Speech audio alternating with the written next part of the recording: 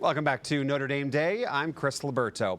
Regardless of their chosen discipline or anticipated career path, experiential learning is vital to helping students translate classroom lessons into real-life application.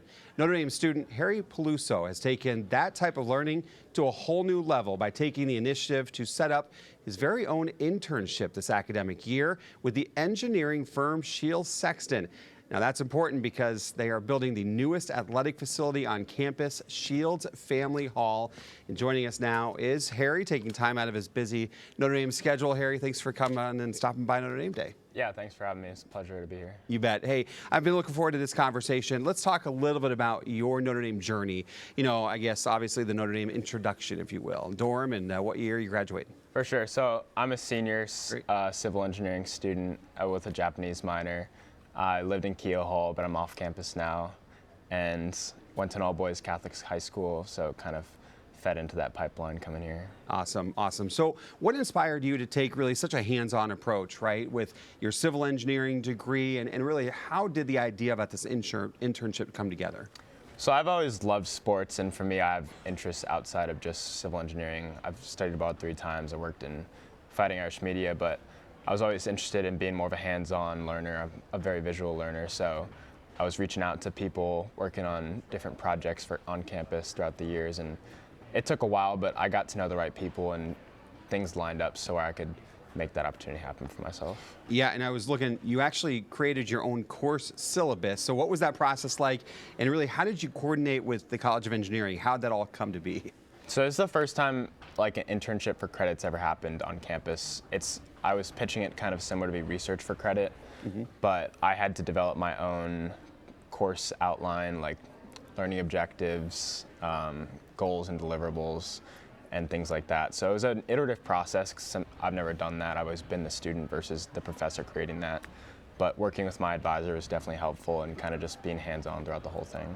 Yeah, absolutely. And now walk us through, right? I don't have an engineering background, but a typical morning, you know, on the construction site, tell us what that's like. What kind of responsibilities do you have on a typical day? Well, it's definitely changes because I was only working there 10 hours a week versus full-time employees. So it kind of depended on what they had, but I got to get my hands in everything from the administrative side and setting up overall scheduling to doing kind of the nitty-gritty work and some of the submittals and requests for information, which are like technical terms, but a lot of paperwork and going through Excel sheets to keep track of stuff.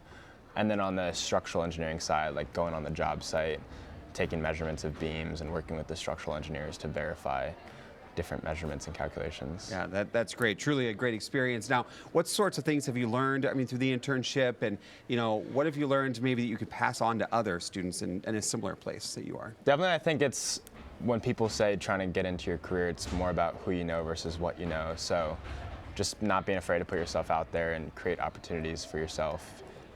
People may not always respond to you or have an opportunity for you, but you never know if you don't try. And I think just building that reputation and credibility is something important over time. Yeah, who you know, certainly important. So let's talk about that connection with Jack Shields, right? Obviously instrumental in the Shields Family Hall here. How did that come about? And tell me a little bit about that meeting and how that has really transformed your experience. For sure. So I was just posting on LinkedIn about my experience at the internship, and then someone from his philanthropic group noticed and asked to set up a time to meet when he was on campus. So it was really just sharing my work, not knowing who might see it or what would come of it, but just sharing my outcomes in the process, and people related to that and were willing to help out, which I'm extremely grateful for. Yeah, that's great. And I got a look at the building, and it's coming together quite nicely, so that's fantastic.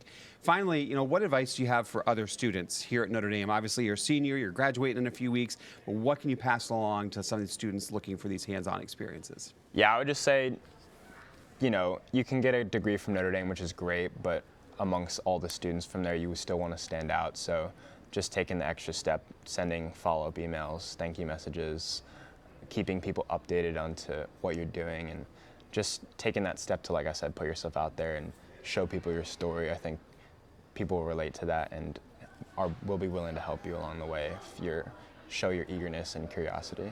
That's great. And real quickly, what's next? Graduation, obviously, but then what's after graduation? So got into Cornell for my master's in structural engineering, but I'm going to take a gap year to pursue videography and we'll see what happens. So. Very good.